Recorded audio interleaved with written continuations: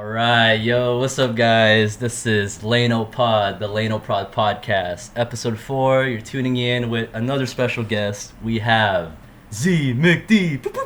No, just kidding. So, also known as Zach McDermott, ZMcD Music, ZMcD. Yeah, just give a little brief intro, and then we'll just go from there. There's no really structure to this. We're just gonna have a Yeah, conversation. totally. Yeah, I'm a producer based out of LA. I graduated USC with Layno. We've worked together on multiple things. yes. And yeah, I'm an engineer, producer, and I work on lots of different things for artists through different genres. And my goal as a producer is just to take an artist's vision and realize it for that song. So whatever it may be, no matter the genre, I want to take it 100% and find that. So, yeah.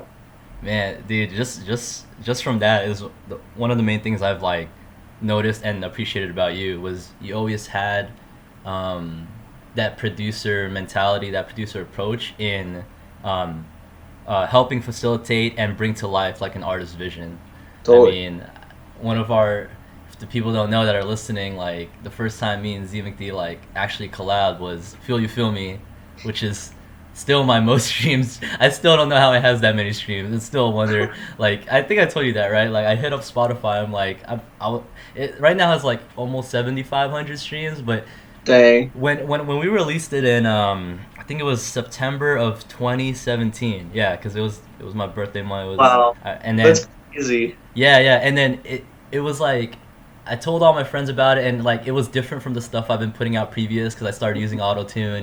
It Right, had more right. of a trap influence, whereas Well, that before, was the first track with like vocals, really, for you. yeah, like vocals that like somebody else like produced and recorded and mixed Right. that sounded actually good versus Yeah, totally. my poor engineering skills back then and my poor mic choices. But like you really brought that to life. I remember you helped me come up with the lyrics in those sessions. I was running it through you. You were able to see what emotions I wanted to convey and turn that into words and melodies.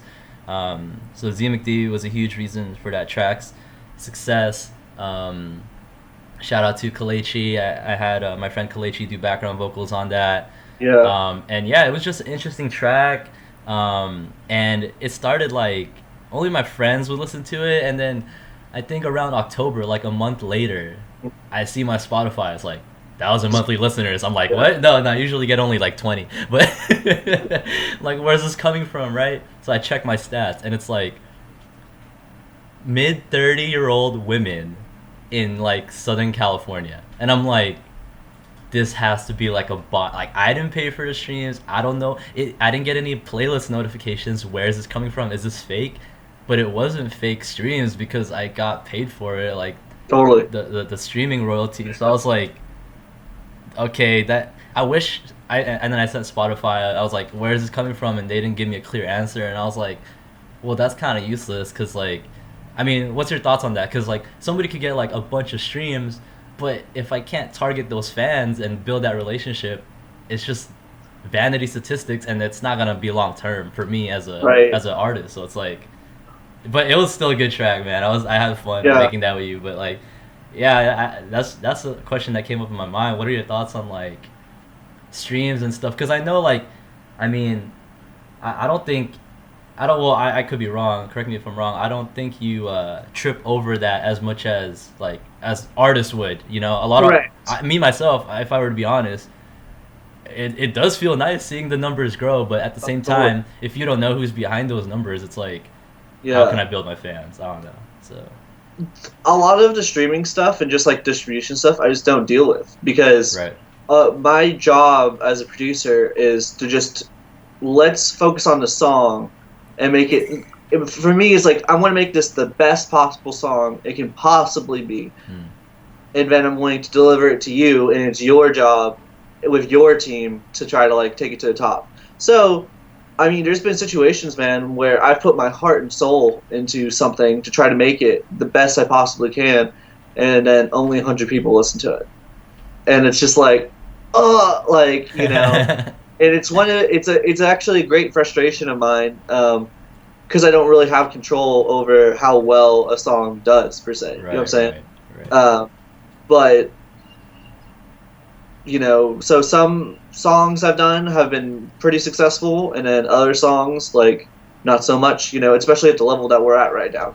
Right. So it's very much hit or miss. With the whole streaming thing, man, I feel like it's all about managing your statistics from everything that you have. Like seeing Spotify. Spotify will give you like a general location. You know what I'm saying? Right. But also pulling your data from social media and other things as well. And then trying to make that. Here is my demographic for my music, and then targeting those demographic based off all your data, not just Spotify. Right. Because the ones that are following you on social media are probably more your diehard fans anyways. You know what I mean? But, of course, like, the Spotify, they might be more potential fans in the future, so. Right.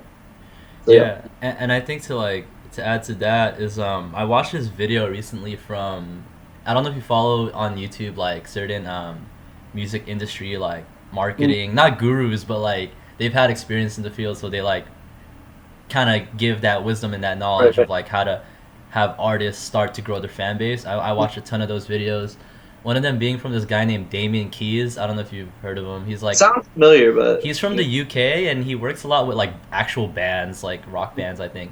So he's an interesting perspective because I listen to a lot of like hip hop people that have been in the hip hop industry. But this guy had a point recently. He put a video called "Zero to Superfan" in like 7 steps, and he broke down like the 7 different stages that it takes from a person that hasn't heard of you to become like a super fan, to the point where they're like low-key creepy, but like, and they're like, it's kind of the crazy fans that you don't always want, but they're like diehards and they're dedicated. So I think like his point was a lot of artists focus on the reach, like the early stages, like steps 0, 1, and 2, like getting impressions on social media and like getting a wide reach. But a lot of artists sleep on the people that are further down that pipeline, where they're people that engage with your posts. They always consistently like and comment. These might have been people that bought your merch. These might have been people that went to your gigs. And it's like artists should take into account on making more content and giving more value to those few, instead of putting all their money on trying to cast the net wide all the time. And that's how you grow a dedicated fan base. And I was like, that got me thinking a lot. There's like one thing that I know that's worked for a lot of my friends in that department is say someone comments on one of your Instagram posts that's like a fan of yours. You go on their Instagram and comment on one of their photos that you like. That like, that way it shows that fan that like, hey, not only do I care about you interacting with my content, I am going to go and make the effort to interact with your content as well. Right. Like, and then like some of my friends have even gotten gigs. Like one of my friends is going on tour, and this guy in Texas liked his music, so commented on one of his posts. Wow. He went and like commented on one of his photos. They started DMing, and all of a sudden he hooked him up with a venue in Texas, and now like crazy. He's going to play on his tour, That's so so you never know, man. And I feel like that personal touch, people are really looking for that. So finding ways to interact on a level like that is really important for artists to like facilitate what you're saying, that funnel, Exactly. And to add to that, I think, I mean, you met Tony, right? Tony Shen. Right, we had him for the cheesecake session,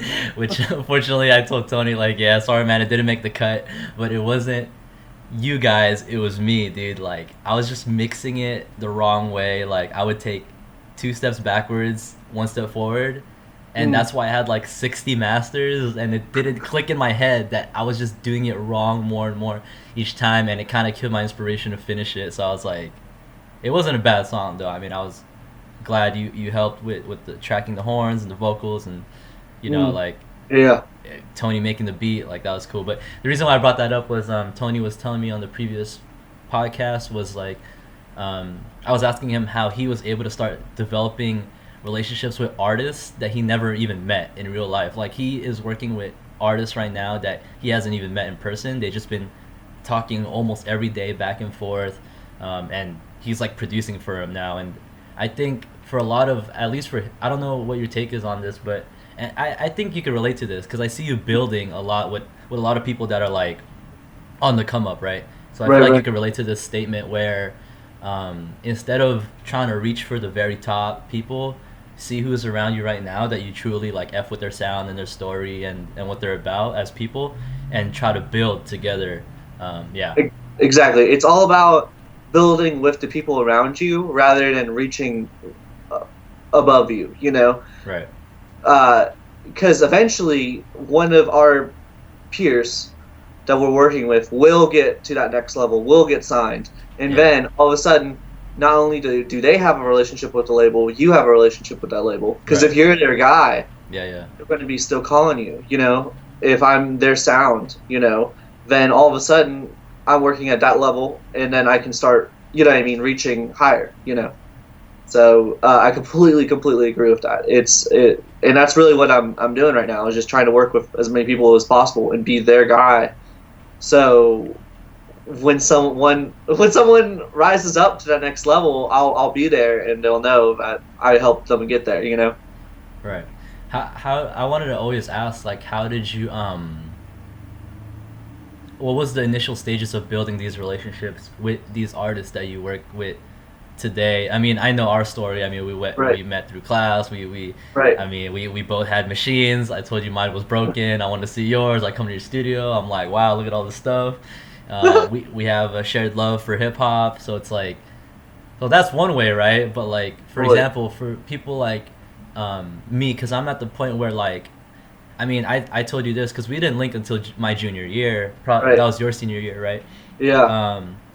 Like my first 2 years in college, I was like just stuck in my room the whole time. I didn't want to talk to nobody. Like that's why I didn't collab. But from my junior year onwards, I'm always learning and making steps towards and trying to figure out how do I collab with more people? How do I build those relationships? And now, do you have any tips on like, based on how you built those relationships in the beginning? What would you say to somebody that's like not in a setting like school or work? I mean, I've been doing some things like, I mean, I made a loop kit recently, like for the first time. Normally I was gonna sell it, but I was like, you know what? I don't think my goal is profit at the moment. I think my goal is to just get my name out there and see if I could collab with more people. So people like you and a bunch of my other producer friends, I'll just send it, you know, like. And I was like 3 or 4 of my friends sent me like beats within that day. I'm like, holy shit, like that was quick, man. That's fun. That was really cool of them. I was like, damn, this is tight, because like I'm so used to working on my own shit, like, you know this. I mean, besides you and like a couple other people, like I don't really work with that many people. So yeah, what are your thoughts on that? And second question to follow up with that, this is just coming from my head. Are there some situations, because you're a independent musician, entrepreneur, you're your own business, freelancing, right? Like, how do you choose what's worth my time? Is it always the one that's paying? Is it the one that doesn't have the budget, but I know they might be big one day? What have you learned? You probably like ran into a lot of like obstacles through the way. So yeah, sorry for that loaded question, but I always wanted to know that, but I've never really asked you. Yeah. So this is a big question, so we'll start from the first one, I guess, you know? Yeah. I feel like, at least looking back on how I built my artist base, you know, the people I work with, is way back when I started producing, it was just my friends, and it wasn't for, like, anything, you know what I'm saying? Right. One of my friends was like, yo, in high school, like, way back in high school, he's like, could you record my album? And I was like, yeah, so I recorded and mixed his album. Was it very good? It was okay, you know. Like, I think you showed me that project too one time. it was just ridiculous. So, and then I kept going, you know. And then like when it got to college, like, you know, the first person, honestly, that kind of got me going on all of this stuff was Hannah. So you know, I met Hannah. And we were like, after a few projects and a few different things, we're like, let's make an album. So we made Nightmares and Daydreams in 2017. And after that, like, that really spread my name because people like heard that, you know. And I was taking more classes and meeting more people in class, you know. But other than that, it was just what I expressed earlier. Whenever I met with people, like sometimes I wouldn't meet with people to talk about their artist project. I was just meeting people when they were talking to me about like what they were doing as an artist, and I expressed to them what I would do for their music. You know what I'm saying? Nice. And just like express to them my vision. You know what I'm saying, for their sound essentially. Yeah. And that's what hooked people sometimes. You know, delivering on that. You know, once I got a hold of that project, and that's how I got some of these other projects after Hannah, and then that's just blossomed into a network. Like every song you do, if you promote it and whatnot, it could be a few other new clients. You know what I'm saying? Right. I feel like every song that I release, there will be a few more people that in their network that will branch out and reach to me. You know what I'm saying? So it's really cool because the last 6 months, I would say, like I've gotten a lot of clients from Instagram. Nice. Because they're just friends of friends, like friends of the people that I've produced that want to work with me because they've heard, you know, the stuff, which is super cool because they're sort of out of my network, you know. So I just like hope to like then produce them and reach out their network and just keep the butterfly effect, you know. Right. So how to get started with that, I feel like social media is a great place to meet people. You know, even Hannah, we met on Facebook. That's crazy. She's one of my best friends now, you know. But like she like posted on Facebook on one of the music pages, "Hey, looking for someone to record some songs." And I messaged her and was like, "Yo, I record songs." So nice. and that really started it all, you know. So and then I got way more serious about it after that, and you know, started hitting people up more. But that's how it started, man. Social media is great, and like also just knowing the people around you that do these kind of things. You know what I'm saying? So the second question, what like clients? So I am completely music. All I do is music. So producing, engineering, everything. So obviously I gotta pay my bills. Yeah. So I take a lot of, you know, stuff. Everything has to pay, basically. You know what I mean? Right. But you know, sometimes if I'm really into the song and the song's really special, then we can be more flexible on the budget. You know what I'm saying? Right. So because like you're right. Like sometimes like having a song that's really really great that I really believe in and I see the vision for, I want my name to be attached to that song. You know. Yeah. So, but other times like, you know, I need the money. You know what I'm saying? For me, it's all about the song. It's all about the song. Right. Like, in a lot of times when I'm working with artists, if they don't have good songs, then I've turned them away, actually. So, because I prefer when artists come to me with multiple songs, so I could like choose like what I feel is like the best, you know, or work on a song with them until it's like the level where I think it should be. Because I feel like the production will only help a song. It's, you know, I can't save a song, unfortunately. You know, at the end of the day, it's the song that gets it somewhere. You know what I'm saying? And the production's only going to help that along and present it. You know, so yeah, man. But most of the time, like I definitely have to get paid. It's just like trying to figure out what's within the means of the artist, and it also depends what the artist wants. You know. If the artist wants like real drums and for me to hire a guitar player or like etc., like we're gonna have to have a bigger budget because I have to hire these other people to play on the track. So, Right. Whereas if they want me to do everything in the box, maybe not as much, you know. So, Right. you know, the more and more people, the more as I go on, the more people I want to bring onto the project to just elevate it. You know, I've been working with other producers. Shout out to Jinjo, Austin Foley. We've been working a lot together because he comes from like the EDM world, so he balances me out a lot. Me coming more from like the band world, you know. into more physical guitar, stuff. So we work together really well. So we've been working a lot together, but also just bringing on different guitar players and different drummers and stuff like that. So yeah. Does that answer your question, kind of? Yeah. I think one thing I took out of that was like the part where you mentioned about how you're very focused on the music, right? And right. I mean, speaking from personal experience, I mean, you definitely pushed me there too. I remember doing the Valley Boy session, like, dude, like, I remember I had to rewrite that like whole thing. I don't know if you remember that. Yeah, I do remember it. Yeah. And even after I rewrote it, the amount of requests I had, I asked of you in terms of effects and whatnot is like, I really learned a lot for sure. And I think that's a good thing because you were always like, you always like place yourself in the shoes of the artist. Right. And you try to see it from their perspective. And that really grew me as an artist because I learned that from you as basically how to be a better producer.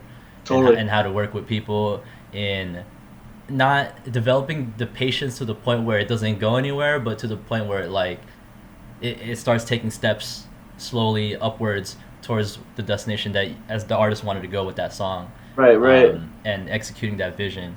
So yeah, I really like am inspired and appreciate and love that I learned that from you. Thanks, man. And yeah, that totally makes sense in terms of you getting like, for example, actual guitarists and actual instrumentalists. If someone wants real drums, like, dude, miking real drums, man, that's a whole process. Like, totally. You're not just pressing buttons, that's a whole that's physical. Right. So yeah, I think knowing that, it's like, I mean, I think you're definitely worth what you say. You put yourself out there, you know what I mean? And one of the things I really thought was your strength was vocal production, because like the main thing that people liked on Feel You Feel Me was the vocals, and I was like, yeah, man. I mean, that's a lot of what I do. I do a lot of vocal production and just vocal production. My business is mainly like vocal production, engineering, so mixing, and then production. So those are like three things. And then like sometimes I've been getting into like live video recording. I've been doing some more of that, like kind of like Tiny Desk kind of stuff, But mainly those are kind of like the avenues of my business right now, But vocal production is one of my main things. Some people hire me just to do vocals. So. So speaking of that, when you have one avenue of your business that's like doing that's paying probably most of your rent, right? Like, right.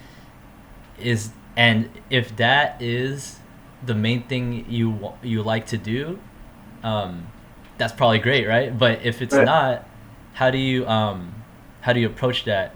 Because I don't know if that's the main thing you like to do.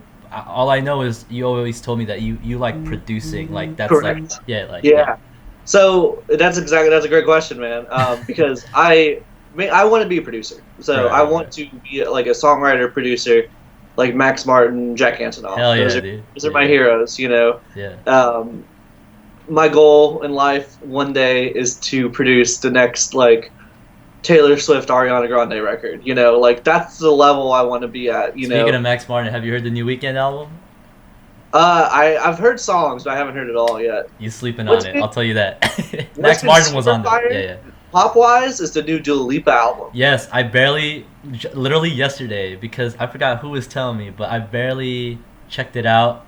If you like Dua Lipa album, you'll like the Weekend album, because both right now are the top of the charts, and they're so heavily influenced by 80s and synthesizers, which I know you love synthesizers. Yeah, so it's like, I think you'll like the Weekend album just as much. But anyways, what were you saying? We can talk more about that. I have a song coming out probably within a month and a half or so. Okay. We're like going into final mixing on it. Okay. And it's very inspired by both of those. Hell yeah. Very Dua Lipa, very, it's really sick. Hell I might send it to you after, but Oh shoot, yeah, exclusive. No, I won't leak it. Don't worry. It'll be a private sound calling. No, I don't know. But yeah, continue what you were saying about. So I want to be a producer, but at the same time, like I was saying, like you got to pay the bills and stuff, and it's not like I dislike vocal production. Right. I do a lot of it. Right. And like sometimes, dude, vocal production is great, and when I'm producing, I'm still at some points putting on my vocal producer hat, you know, Yeah, and yeah, yeah. that, you know, because talking about getting the right thing for the song, a huge part of that, in my opinion, is the vocals. Like the vocal performance has to be perfect, you know, for whatever you're trying to achieve with the song. So a lot of times that's coaching the vocalists to get them in the right mindset and get them in the right mood. You know what I mean? So one of my favorite things is I always print out the lyrics, you know, to the song. I have them print out the lyrics for me, and I sit them down and I go through the lyrics with them and I try to say, okay, what is the song about? Tell me what the song is about in a sentence. All right. Then they boil it down to a sentence. Okay, what is it in a few words? What do you want to communicate? Like, what do you want your entire performance to be summarized in, like, 1 or 2 words? And then if they can boil that down to, oh, I want to be bittersweet. I want to be, you know, I want it to be happy. I want it to be sad, etc. It could be something simple or it could be something. The more specific you can get it, the better. Right. But if they can boil it down to 1 or 2 words to channel your performance through, then like your performance is going to be so much better because you can just keep reminding them, oh, we're going for super happy, or you know, we're going through for like you know what I mean. So right. I'm in love, you know, I don't know, you know, like so.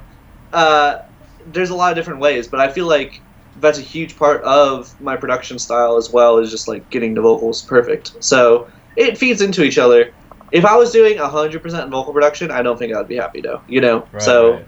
But I do like doing vocal production quite a bit. So, yeah, I like it. So, Yeah, I think I could definitely relate with that because, like, I mean, even with me, right, like, working in the Bay for McDSP, right, like, and a majority of, I think I made way more mixing people's records than I did actually like selling beats, and it's like I love mixing, but it doesn't like fulfill me as much as like producing. Like that's always been me, and like how you are with vocal production, like I still wear that hat like when I produce, like I'm still thinking of like how to mix it and whatnot and going along the way. But yeah, man, it's one of those things where it's like, well, if this pays the bills, we got to just toughen it out for now and keep building.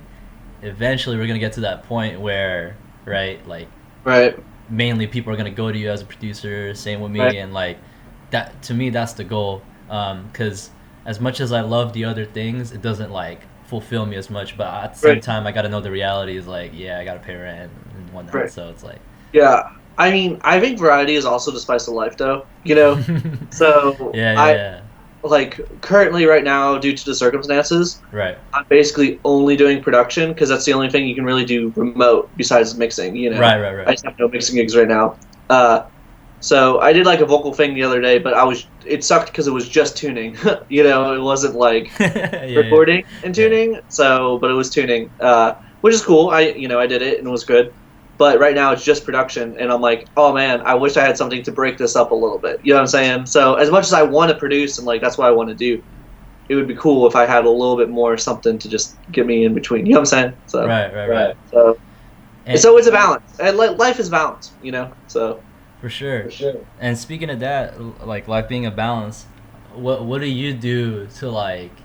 Are you one of the people that are like in your room studio, like this quarantine's like no different because you're always like here like in sessions cooking up, or like what would you say works for you that you do either on the side for fun, or you know, like what are some things to keep things interesting and fresh? Because I mean dude, like when I came back, like it's been a month since I came back from my trip. The first 2 weeks I went like ham, like I reopened my beat store. I uploaded like a beat every day for like 3 weeks straight. It's just stuff I had stockpiled. I would upload my photos on my photography page. I would put these videos on YouTube. And then after 3 weeks, I was like, I'm getting burned out. Like I need something new. Because like at this point, I would like meet up with people, right? But I can't. So I was like, all right, what can I do from home? Okay, I could learn more about certain things. So like I got more into streetwear because I've always been doing merch, right? But like Right, I right. want to do like a streetwear thing eventually, like a clothing line. Um, Getting into loop kits, drum kits, doing Right, that. right. Podcast, which I did back in 2018, 8 episodes, and then like 8 9 episodes I cut it off because my senior year was like my one of my hardest years. I brought that back, and I was like, this is like keeping me sane because like these things are keeping things interesting. And don't get me wrong, like dude, I'm making beats is like the thing that makes me the happiest. Right. That it comes naturally to me. I could do that anytime, but So, doing that only, it's like, you know, I need other sources of inspiration, at least for me. So I've been finding that from like visual arts or movies or you know what I mean. So what totally. do you do certain things like kind of outside of your studio or maybe inside that not a lot of people like see you Yeah. as that keeps you What's it called? going? Yeah.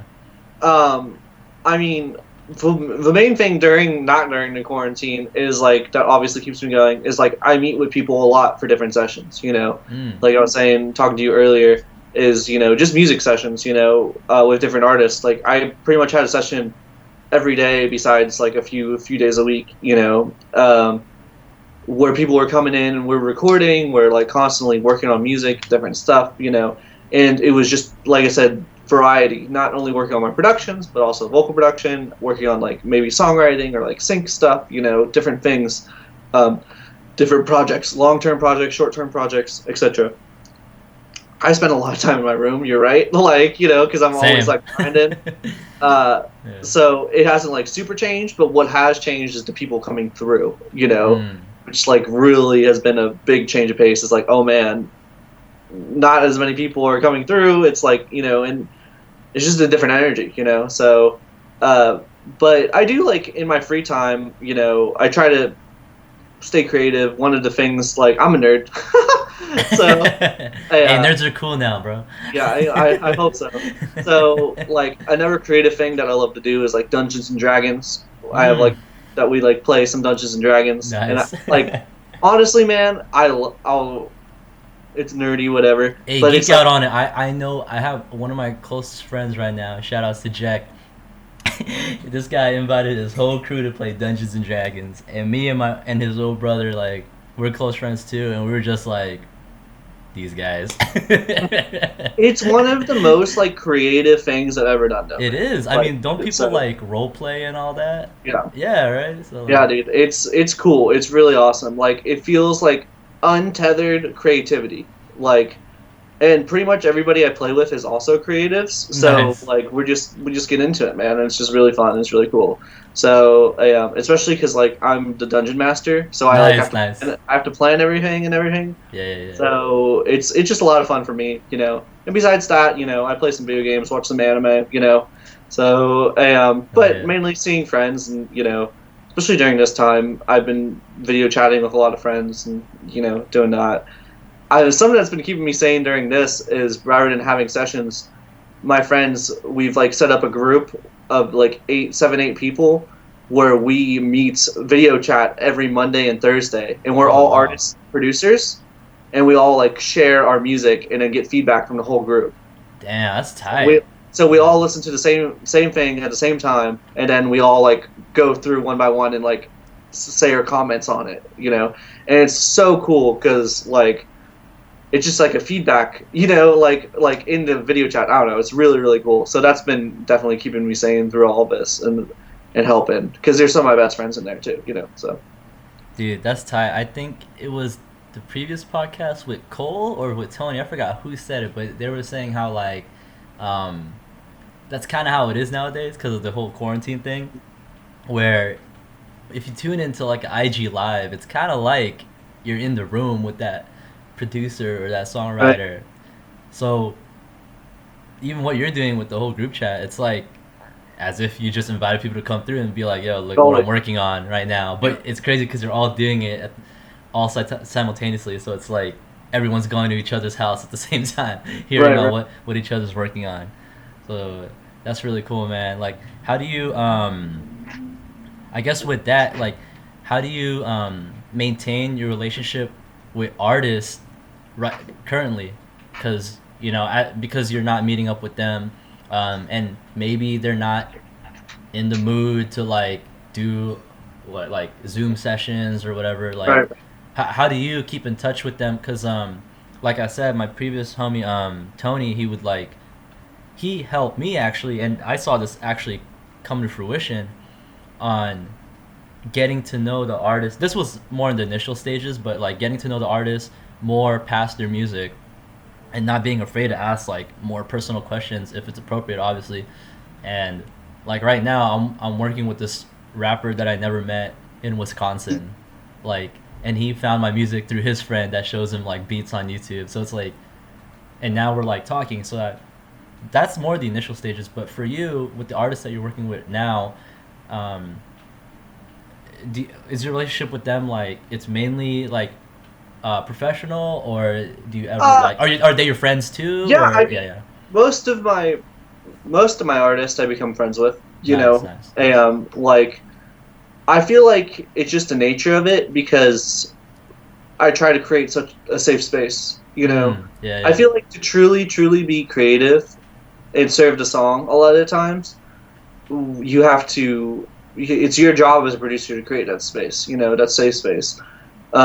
And a lot of times it'll be some serious conversations. You yeah, know, yeah, and and you want those serious conversations. You know what I'm saying? Like, because I feel like you need to understand a song as a producer, right? And Right. if there's demons in the song, you need to understand them, you know? right. So, like, having those, frank conversations about what the lyrics are about, like I was saying earlier, you know what I mean? Yeah, And yeah, when somebody comes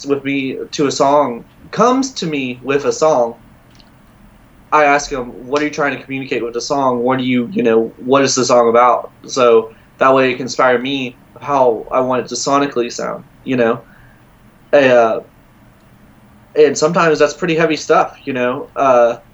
And I feel like those deep conversations will lead to better friendships, you know what I'm saying? So, yeah, I would definitely say that I'm friends with my artist, you know? But try to it's tough though because you want to still be professional with them. You know what I'm saying? So it's like trying to right. get that middle ground. You know, uh, yeah. So I feel like some of this stuff is so serious to these people. You know that you have to almost be friends with them. You know what I mean? It's at least some level. Some level of trust has to be there. You For know. sure. So, uh, yeah, man. Like a song that I finished a few months ago was just about sexual assault Oh and shoot. stuff like that. So, and it's really powerful. Worked on it for a while, but it was just tough because it was really heavy, you know. Yeah. So, and we just really needed to be careful about the message we crafted, you know. So, Right. try to get it as like poignant as possible. Right. So, yeah, man. I had a session last night that was really, really emotional thinking about it. So it was really, really, really brutal. So yeah. Damn. I mean, props to that, cause like I haven't like really experienced that or been in that level yet, where like the artist comes with some like heavy topics. You know what I mean? Yeah. I mean, I don't think it's genre specific either, cause like, I mean, like even the whole like emo rap genre, that a lot of those are like honest feelings that these like rappers go to, you know, and it's Yeah. like, you know, it's sad seeing like some really great influential artists like commit suicide and all that. So it's like, damn, like music just has that power to like be therapeutic for a lot of people, and I think that's really cool seeing you as a producer be involved in that aspect and not just like see it as a quote unquote like as a product, but like again the Right. general theme that I'm noticing just from you speaking is you're always true to the song itself, like the Right. song comes first, which I really respect that, dude. um Yeah, what man. yeah, Sorry no, you're good, you're to good. on before we move on. Yeah, It's just like we were talking about earlier about like the different levels of fandom, you yeah, know, yeah. and just like one of the reasons why I do music is because certain music when I was growing up just like touched me, you Mm. know, deep down, you know. Yeah. It really hit me. It helped me go through times that like I couldn't even explain myself. Like there were channels for my emotions that I couldn't fully grasp. You know, music was there for me. Right. So I really hope that someday some of the music I make with these artists can touch somebody at that level. You know what I'm saying? And help somebody that's going through a rough time, or really like they're like, this song is like it like speaks to me. You know, it's like, you know, whether that's making me want to dance, making me want to cry, whatever. I just want it to hit them at that level. You know, so I feel like that's one of my ultimate goals as a producer. So Hell yeah, dude. That's like, I think one of the best feelings as a producer, as an artist, is when you actually see the impact your music creates, like on people on a personal level. I remember like when I put out "Serve the Poor," like one of my good friends told me like, "Yo, man, this is helping me get through school right now because like finals are tough." And like I didn't think of it when I was making the song, like, "Oh, right, I'm about to graduate," and like, you know, it was more, it wasn't super like deep in my sense, but you never know what these words can do to people that totally. hear it in a different light through a different lens. So it's like, to me, that was one of the most rewarding things from making that album. Besides the fact that I was able to like make my vision come to life, and like get a lot of people involved like I haven't before. Like the impact that it has eventually is what stays long term, not the number of streams, not the number of whatever. So I mean, that's my approach with my. I'm actually working on a project with my cousin. We're Mm. working on a like an instrumental album. Like Oh, cool. I mean, that's one of the first things I put out, right? Like, and I realized I put it out every 3 years. 2014, back when I was in high school. 2017, and now 2020. And I was like, oh, that's interesting. Like every 3 years, for some reason, like I want to put out an instrumental project. But it's more an instrumental album than it is like a beat tape, because like I'm not gonna spill it with a bunch of beat tags and try to get Right. rappers to rap on it. It's more like not only me and my cousin are showcasing our production skills and taste at this current time, but we want it to be something like that people can listen to, and this to just to make them feel good. It's just as simple as that. Nothing too Totally. deep, as I was saying with the song. Like I don't approach it that way, but you never know where these songs could take people. Um, so I think that's definitely a good thing that I'm taking from what you're telling me, what you're having with all these artists in your Totally. sessions. Yeah. Um, I think one of the last few things I would ask before we move on to a few, very few submitted questions by a few of I my know. friends, is what are some like things you would tell producers or artists, because you work with a lot of artists, or engineers? Right. You could pick all three, or one of the three, or two out of Uh-huh. three.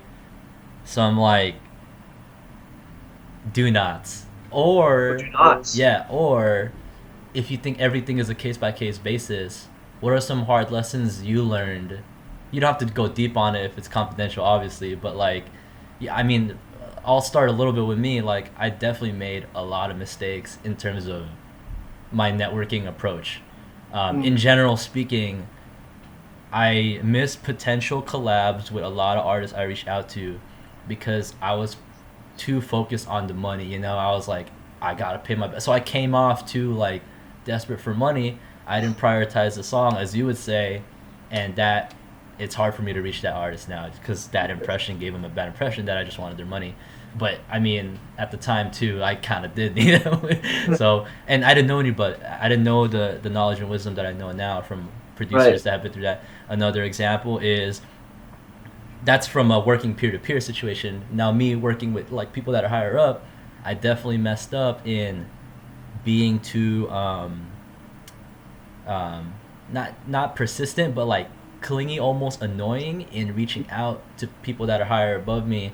And I didn't know certain things I would say, like, "Yo, have you checked out my music yet?" Like, I didn't Right. know it came out as a way that's unprofessional and desperate. And I'm like, well, those are some tough lessons I had to learn, and I know that now approaching people up around me, like what not to do. So like things like that, you know. Totally. Yeah, I would say uh it, stand up for yourself. Mm. That's like a big thing, because I almost had the opposite problem, you know, is people would just run over me and like take advantage of what I offer in the past, you Mm. know, as an engineer and a producer. Uh, like just get just countless revisions, countless, how do I explain it? I just got trounced on, man. Like it just people were taking advantage of my time essentially, and like the amount of care that I have. And you got to be careful about that. You got to set expectations, and you got to maintain those expectations. That's why whoever you're working with, you're entering in a pseudo contract with that person. Yeah. And you need to set those expectations with those people. So,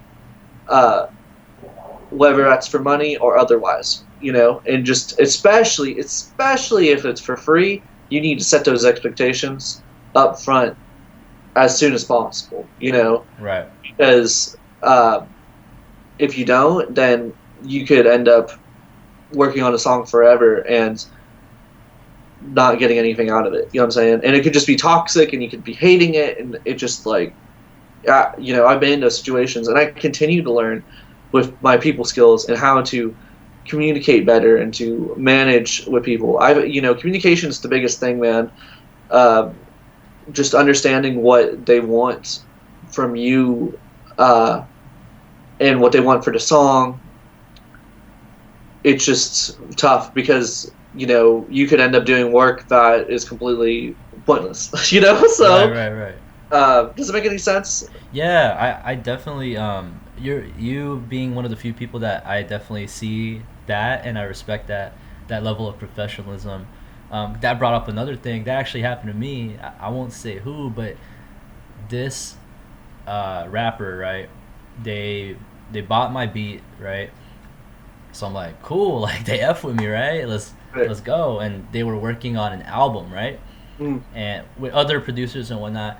And I was like, I was like kind of offering my service, like, oh, who's mixing this? Who's gonna make this sound like ready for Spotify and all that? He's like, oh, I'm not sure. Do you know how to do that? And I was like, ding, yeah. So I offered to sorry, not mix, master. Offer to master it. I master a few tracks, and we set it clear on how much he's gonna pay per track, right? And I delivered it, man. I delivered the whole thing because I have my process, and it sounded good. The person confirmed that they were satisfied with it. Till this day, they owe me several hundreds. Never paid. Person blocked me, hasn't answered me for months. Like, oof. I had to cut off that relationship because even though I thought, me being naive and new to this, that if they were cool enough to buy a beat from me, I trust them and pay me for the first few songs to be mastered. And that's when I learned. I was like, now I don't even know if I want to do things for free to people that say they're gonna pay me up front, right? Because I got, dude, like, and yeah, I could let that go because it didn't take me that long, but still, it kind of ruined my my mentality a little bit because it's like, do I even it's hard for me to trust certain people now that I honestly would want to like make their project sound better. Totally. But it's like, can I even approach it in a way where I could get paid for it if something like that might happen again? So it's like, have you, do you have any tips on like, if that were to happen again, what's the cutoff point for you? Like, it's hard because you hopefully you can put yourself in a situation where you minimize that risk. Where you minimize, those situations. Right. So, like in that situation, I always do this is I ask for like at least half up front. Half up front, half on delivery. That's like a lot of what I ask for typically. And especially, and if it's someone I really don't know, then maybe I ask for all of it up front. I don't know. You know what I mean? Like depending on how much it is. Another thing, sometimes if I don't trust the person at all, like I've done like some Craigslist things, is I'll literally put like a watermark on it, like I like do something to it that like makes it unusable. You know what I'm saying? So like I'll down tune the vocals a whole like octave or something. You know what I'm saying? Like just like so it just sounds like what, you know, but they can still hear what is going on. So that way it's like unusable, but so that makes them like here's the thing, here's what it sounds like. Pay me and I'll give you for real. You know what I'm saying? So like it's all about trying to set yourself up for success, man. Like, and I said like managing those expectations and managing those relationships and deals. You know what I'm saying? Because it's easy to get taken advantage of, unfortunately. So especially this industry, for nice guys like us, you know, like dude, we want to be trusting, we want to work with people. It's exactly. just we, you know, if we're too trusting, we'll get taken advantage of, unfortunately. So yeah, man, like that always like kind of hindered my confidence in a bit to like reach out to people because it's like I kind of don't want to do it all for free, but if I don't, right. will they even pay me even a portion? It's like, come on, man, like we got bills to pay. But it's like I always admired people that came through in what they say and whatnot, because like that shows their level of professionalism for sure. Of course. Yeah. Also, an interesting thing I've learned is the more you discount something, the more people take advantage of you. So say like, okay, you get a client, here's the price. Like I say it's X amount of dollars, right? And they're like, yo, that's above my budget, I can't do that. You know, is there something we can do? Okay, you think about it, I want to work with this person, okay. You lower it, you know what I'm saying? And if you lower it, then a lot of times they think you're like a pushover sometimes, you know what I'm saying? And they'll just like, they every time I've like lowered my price for somebody, it's like that's not like a friend that I personally know, you know? Right. They always take advantage of it. They always like that's like a sign that like, oh, I can like pressure this guy. You know what I'm saying?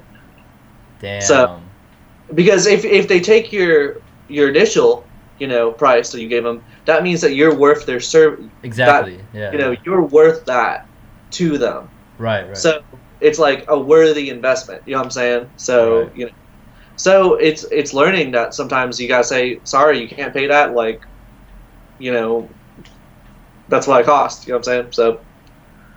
Damn, you should have told me that earlier, ZMcD. No, I'm kidding. Because I didn't ask that before, but that's definitely good to note, man. Like, I'm definitely gonna keep that in mind. Like, just hearing that from you, it's like, that is interesting. I might have seen that pattern. Yeah, I mean, just like, you know, the price that you charge is like how much people care. You know what I'm saying? That's true. Yeah. So, especially if you know your worth, you know. Right. Exactly. Yeah. So. Obviously, don't overcharge, but you know. For sure.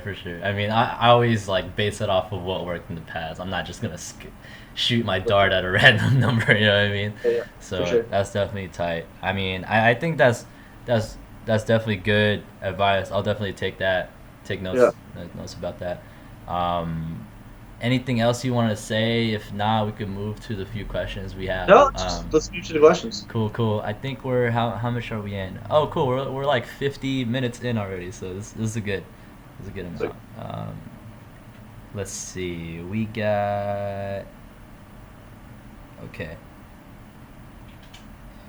Dude, the funny thing about doing these questions on IG and because my profile is public, I get a bunch of spam, bro. Yo, bro, check out my music, check out my beat. I'm like, oh my god. But it's all good. It comes with it. Let's answer this one first because you know this person. So this first two questions is from shout out to Abraham Charbajian, which you've actually worked with him too, right? Yeah, I produced one of his tracks, so. Yeah. Definitely. He asked, what's ZMcD's? I was like, I don't usually announce the guests ahead of time, but he was one of the few people I told. So like, I guess this question's directly to you. What's ZMcD's favorite record to produce? I don't know what that question necessarily is asking. Is it like what genre, what type, or which ones you've done in the past? I mean, you could approach that question however you want. What's your favorite record to produce? I mean, the thing is, like, you know, I have like many memories of all the different things that I've done. You know, but like recently, you know, like within the last 6 months, every song that I've done I'm like, this is one of the best things I've ever done. Next song, this is one of the best things I've ever done. Next song, this is one of the best things I've ever done. Like, it's just been constantly just like bam, bam, bam, raising the bar for me. So, like, I would say my favorite record is the last one I did because, like, I just, like, some of the stuff that's coming out that's not quite out yet that I just finished, like, within the last few months is so exciting. Yeah. Because it's so good. Like, it's crazy. I think it's some of the best stuff I've ever done. And I feel like as an artist, producer, creative, I want to make the best possible. You know what I'm saying? I want to keep improving, and I want every project I do to look back on it and be like, that was the best I could possibly do at that moment in time. You know what I'm saying? For that thing. So my favorite record is the last record I did. So, dude, that's definitely something that, like, I relate with all the time. Because when people ask me, like, I mean, I actually listened to my project recently because I haven't listened to it for a few months, Serve the Poor, and I was like, damn, like, this was some good shit. Yeah. I remember when I was making it, I thought it was the best stuff. When I put it out after a few weeks, I was like, I could have done this better, this better. And over time, I was like, oh wow, that was pretty fire. I was even listening to my old beats on my Spotify. I was like, I mean, some of these notes are a little off key, off rhythm, but it's like it kind of has that raw feeling. It's kind of cool. Yeah. So it's one of those things that, like, I think that's always a good mindset to have as a creative, is as you're making it, for you to think that's your best thing ever, because you don't want to put out things you're not happy with either. So I think, hey man, like, I would answer Abraham's question the same thing. My favorite record produced would be, I would say, like, the stuff I'm working on right now. I would always say the stuff I'm working on right now is way better than stuff before, whether or not people agree with that. But that's the good, healthy mindset that creatives should have to keep them pushing themselves at a higher level. Yeah, motivated. Yeah, and just like if we're climbing a never-ending mountain, there's no, the summit is not within view. We just got to keep climbing it. You know what I'm saying? It's like, keep climbing towards higher peaks. So exactly. And the second question Abraham's asking is, I don't even know who this is, but you might know. On a scale of 1 to 10, how big a Jack Antonoff fan is he? Oh, I mean, I'm a huge Jack Antonoff fan. Who's Jack Antonoff? I don't even know who that is. Can you need to look him up, because Jack Antonoff is he was the guitar player for Fun. Okay. And he's the lead singer / producer for the band Bleachers. But he's also a huge producer. So he produced a lot of the Taylor Swift stuff. Yeah. So for the last 3 albums, he's produced the Taylor Swift stuff. He produced all of Lord's album. He produced the new Lana Del Rey album. Yeah. He produced a lot of different stuff. What's called my favorite record of last year? He produced what's called Kevin Abstract. He worked on Kevin Abstract stuff. From Brockhampton.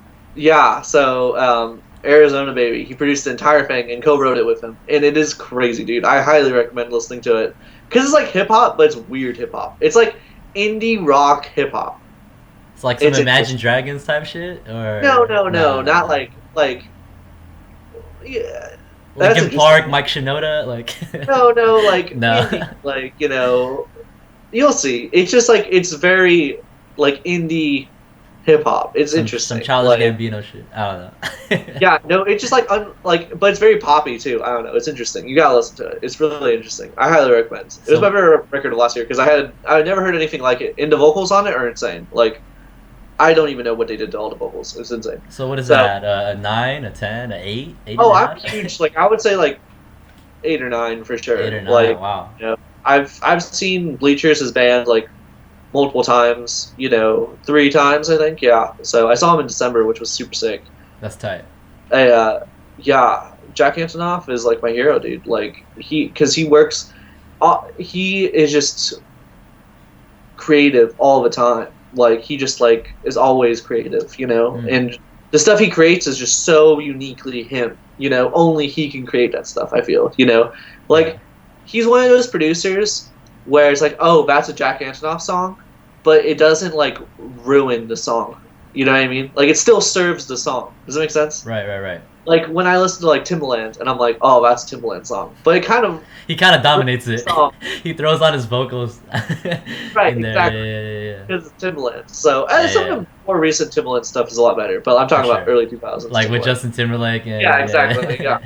Yeah. Like I love JT. JT is one of my Oh, favorite for artists. sure. I mean, we've talked about that a lot. Yeah. But that record with Timbaland, Future Sex Love Sounds, it feels like Timbaland featuring Justin Timberlake. It does. Not Justin Timberlake. You know, it's just So to me at least. So. Dude, Summer Love is a classic, man. Yeah. Okay. Let's see. And then the second person and last person that asked the question. Shout out to my friend Rigo Sanchez. Rigo, he said, let's see, which one I want to ask first? Okay.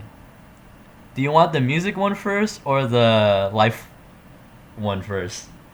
We can go music to life. Okay, music first. Okay, as an artist, I know, okay, they are like storytellers who like to tell stories that are close to them. What story are you trying to tell? Man. Oof. Dude, that's like a branding question. I think about it. It's like, what message are you trying to give people? So I'm literally looking at my whiteboard right now. I mean, that's things that's been keeping me in track. But I wrote it when I was trying to like transition from like merch to streetwear and like even these podcasts and what I'm about as an artist, as a whole entity. Like, what is LaynoProd about, right? Right. And I boiled it down to 3 things, and I think it encompasses a lot of what I'm about. So I don't know how else to put it, but so I'll give them the branding answer, and then I'll go like the more like the more personal answer. Okay. So the branding answer is individual expression, cultural bridge building, and simplicity. And what I mean by that, those 3 things is, okay, individual expression, like I think in anything I set my mind to, in anything I pick up, I approach it as an artist. Like, before I did hip hop music, I was into drawing and graffiti, right? And then after that, I'm still doing hip hop and I do like graffiti for fun on paper. It's like, I'm not the bad kid that is down to like go out there and spray paint walls. I'm too scared to do that. But even like when I picked up photography and like when I started getting into like streetwear, fashion, and all that, it's like I'm still approaching it as an artist, and to me that's individual expression. Like I feel like growing up I was always shy and I couldn't relate with a lot of people, so the only thing I wanted to do in life was to express myself, be seen, be heard, and hope and pray that somebody else out there that's like weird and different like me would relate to it. And I'm still in the search of that today, and I think so far all the guests that I've had on this podcast, I mean, this is only the 4th episode, but even like the previous 8 I did, like there were not only people that were my friends and people that I work with, but people that I could relate to on that level. Into people that like to express themselves, just people that know how to be themselves. Right. I rarely put somebody on here that is like I deem as like somebody that puts on 2 faces almost, like they're not who they say they are. So I really value the honesty and the authenticity, or whatever you want to call it. Okay, and then second part, cultural bridge building, like me being aware of my Filipino heritage. Like if you met other Filipinos, we're very like we're kind of like bridge builders to a lot of cultures. Just our history. I mean, we've been conquered by Spain, Japan, China. Like, we relate with Asians, Latinos, blacks, whites. Like we relate with a lot of people just because like it's embedded in our culture's history, and that comes to me naturally. How I grew up in the San Fernando Valley and in Southern California, I relate like that, and I try to do that with everything I do, music or just making friends. And that cultural bridge building also has its roots in hip hop, because that brings a lot of people from a lot of different backgrounds together. And also recently K-pop, I noticed, like, I mean, there's that stereotype of the K-pop fan is just like teenage girls that like it, but it's like, if you've been at a concert, it's people like me and older even are there, and it's like, what the hell, what are you doing here? Like, you know what I mean? But it really brings a lot of different people together. And the last one is simplicity, and what I mean by that is I'm a student to everything. I like to learn. But a lot of times we could get caught up in over strategizing, right? And like thinking and planning too much and not executing. And I think a huge strength that my friends have seen in me is, even though I'm not at the level where I'm at yet and nowhere near that, I'm still in a lot of the beginning stages. A lot of my friends admired and really like the fact that I'm consistent and that I'm confident with stuff I put out, whether or not it's good objectively Right. or bad. I still learn from that. I'm not afraid to put stuff out and try new things, because I was always, even getting into music, I was always used to making whatever I have work, like being resourceful rather than complaining that I don't have resources. You know what I mean? Whether that's learning Totally. a new skill, whether that's making a lot out of little, like I've Right. always been into that. And I don't mean to confuse simplicity with minimalism, Right. but that's what I mean by simplicity. Um, yeah, and I mean, I could go. I mean, this person's a close friend of mine. He probably already knows like my personal story, but like, so I don't think I have to go deep into that. But yeah, that's kind of what I'm trying to tell in everything I do. Like those three Totally. things. I was, and I try to like make it super like branded. Like the red is individual expression, the yellow is cultural bridge building, the blue is simplicity. I don't know. It's dumb, but That's funny. whatever. I'm shooting my shot with everything. But yeah, I guess for you, what story are you trying to tell? I mean, I don't know. Are you still trying to figure that out, or I is that even mean, something that's important in your mind right now? Or so I feel like I am helping storytellers. You that's know what I'm true. saying? Yeah, yeah, Like, I feel like, like my job is to tell other people's stories. You yeah, know? yeah. Like, um, yeah, most of the time that's the cap that I have. Not like I have stories I want to tell too, man. That like when I write songs and like help people write songs. But like a lot of the time, the cap that I'm wearing is I'm going to take your story and try to show it to the world. Present it in a way that it's going to reach the most amount of people and be as successful as possible. Right. So that's like, and honestly, like it's very in line with what I've been saying this whole time. That's really my passion, is like bringing other people's songs to life and their stories. So because I feel like every song is like a little mini planet, and we gotta like we get to tour that little planet, and every time we listen to that song, it's like we're going to that planet and exploring it. You know what I'm saying? So I gotta flush out that little planet and like make sure it has life and all that good stuff. You know what I'm saying? That's So tight. ZMcD is a interstellar Interstellar.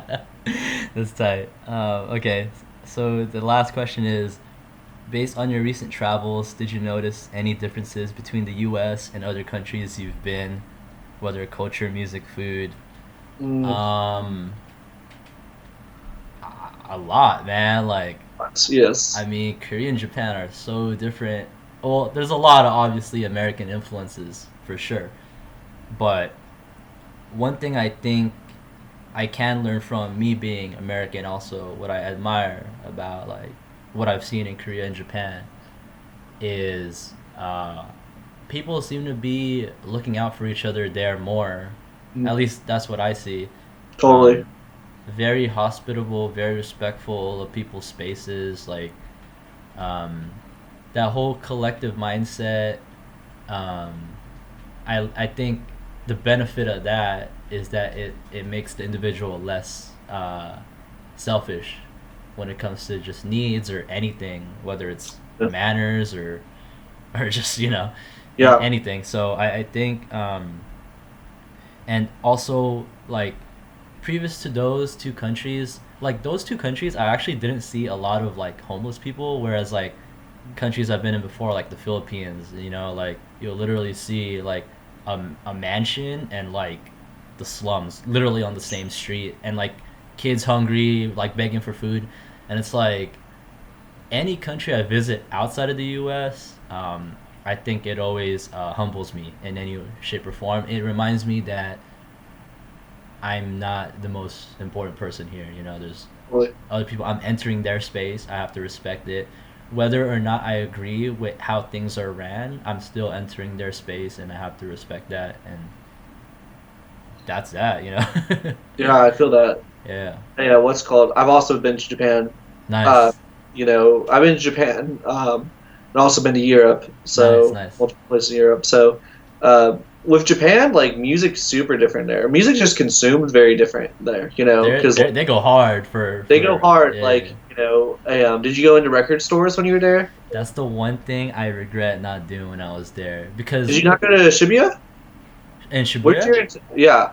See, that's the thing I did, but I only went there for like photography and whatever because we were such on a limited time and budget that like yeah, I didn't hit up the record store, which is like my biggest regret because I did that for 'Cause there's Korea like, in October. I visited a record store and it was like mm, Disneyland, bro. It was so fun right. seeing all those records. But damn, I that's one thing I regret. Yeah. I didn't take away at least a little CD of a Japanese record. I wish I did, but Right. Yeah. What's called? When I was in Tokyo, well, I went everywhere in Japan. I went like everywhere in Japan. nice. Did you just visit Tokyo? Yeah, it was just Tokyo. Yeah, cool. We were in Yeah. Shinjuku, and then we visited Okay. Shibuya, Harajuku, Odaiba with the Gundam statue, Sick. Yeah. Tsukiji Fish Market, Mm. and we also went to Yokohama for the K-pop concert that was supposed to happen, but it got canceled. So we were idiots because we didn't see the online notification that it was canceled. So we had to take a train back. I was like, no, but yeah. Continue. What were you saying? Yeah. Yeah. So in Shibuya, there's like a Tower Records is actually a tower, which is just crazy. And every level of it is a different genre. Oh, that's So a like lot of floor music. one is like pop, and then floor two is rock, and then it's just crazy, man. So you're just like, as a music person, you're just like, what is going on? Where do I start? I should have brought more cash. Yeah, like 90% of music in Japan is like physically consumed instead of Yeah, digitally, which is insane coming from America. The market's it's just still like, there. Yeah. yeah, they're just culture with music is just so different, and yeah, it's just different, man. It's just really cool to like see that. I mean, Japan's my favorite place I've ever been. Talking about the culture and everything, like It's just a level of crazy. respect for everybody is just so different, dude. Like Yeah. someone owns a shop on the street, they will wake up super early and clean the street in front of their shop Super make it clean. perfectly clean. No one asked them to do it. They just want their area to be presentable. You know what I'm saying? Exactly. It's just crazy. It's just different. Hey, I love Japan when I went. When I went to Same. Europe, it was super cool too. I feel like Europe's just like free. You know what I'm Yeah, saying? yeah, yeah. So when we went to different places, there would be like, in Italy especially, there was a lot of different players playing, in the streets and, different things, especially in Rome. I have a video of like us, like it was like drizzling down rain and like a cello player is playing while we eat our Italian. Wow, that's cinematic. I know, very cinematic.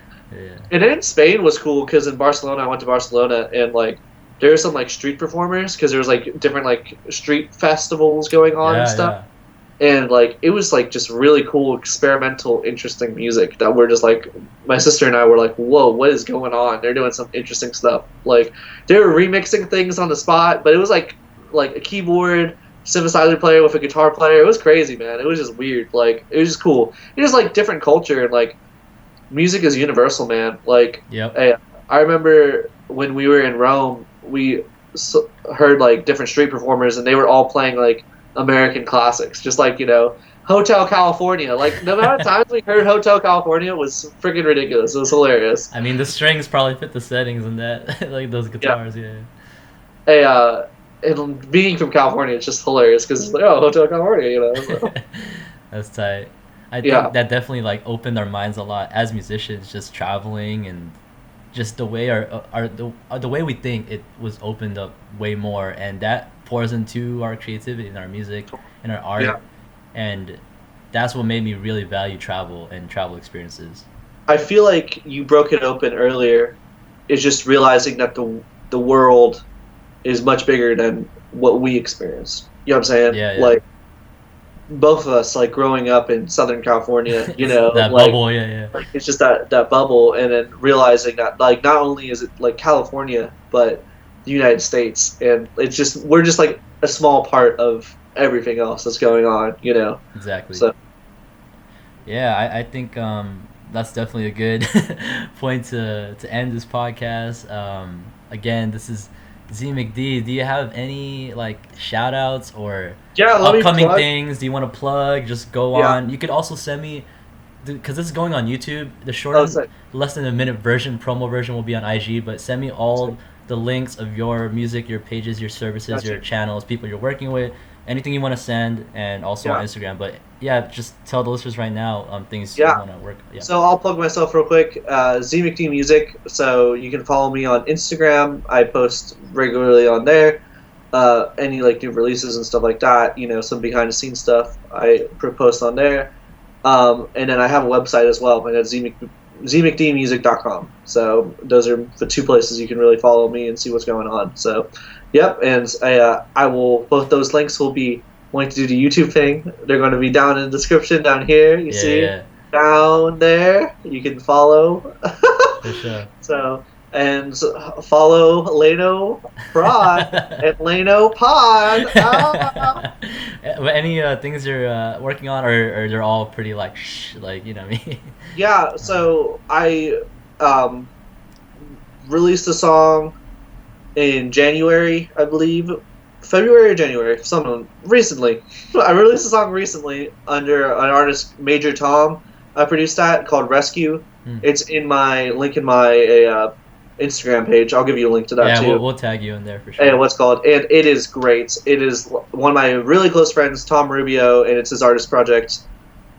It's like if you guys like War on Drugs kind of stuff, you know, like that kind of indie rock, REM, like you know, just like straight ahead, just like you know, but take you to space.